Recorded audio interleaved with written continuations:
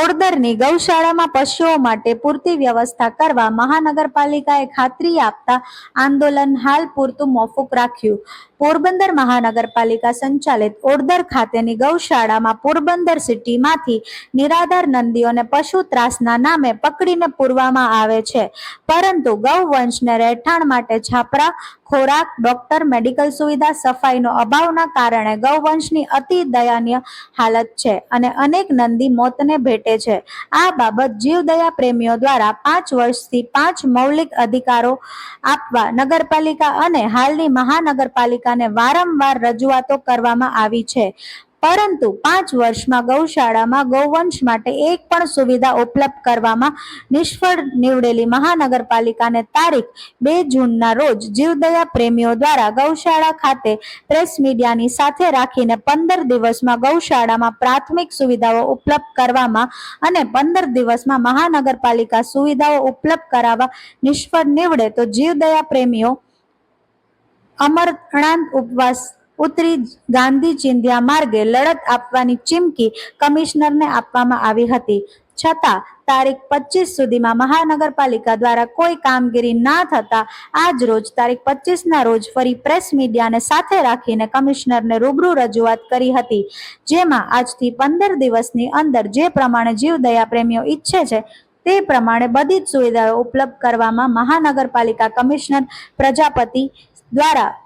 બાહેધરી આપવામાં આવી છે અને 15 દિવસનો ટાઈમ આપવા જીવદયા પ્રેમીઓએ વિનંતી પણ કરી હતી, જેથી જીવદયા પ્રેમીઓ દ્વારા મહાનગરપાલિકા કમિશનર પ્રજાપતિને વિનંતીને ધ્યાને લઈને અને આ મરણ ઉપાસના આયોજન કેન્સલ કરી અને વધુ એક વખત 15 દિવસનો ટાઈમ આપ્યો છે અને જો હવે 15 દિવસમાં પૂરતી સુવિધાઓ ઉપલબ્ધ કરવામાં નહીં આવે તો પોરબંદરના જીવદયા પ્રેમીઓ દ્વારા મહાનગરપાલિકાની સામે જ આ મરણ ઉપવાસ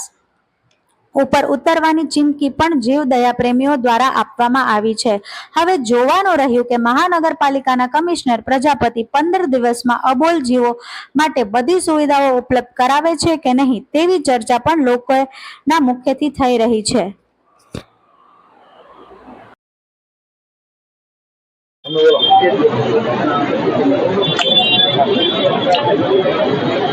તમારું નામ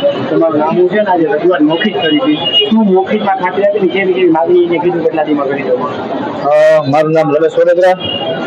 જીવદયા ગ્રુપ પોરબંદરમાંથી. હવે અમારી જે માંગ હતી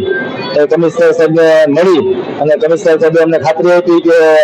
15 દિવસમાં જે તમારી માંગ છે એ બધી અમે પૂરી કરી દઈશું અને ગૌશાળા જે છે નગરપાલિકા સંચાલિત એ ગૌશાળામાં જે અત્યારે સુવિધાનો અભાવ છે પશુઓનો એ ટોટલી અમે જે લેખિત માગણી આપી એ કમિશનર સાહેબે કીધું કે એ બધી વ્યવસ્થા અમે દિવસ 15માં એટલે કે તારીખ 10/7/2025 સુધીમાં તમારી જે માગણી છે એ ટોટલી પૂરી કરી દઈશ અને એમાં ડોક્ટરની વ્યવસ્થા કાયમી માટે પશુ માટેનો 2 ટાઈમ એનો ચારો,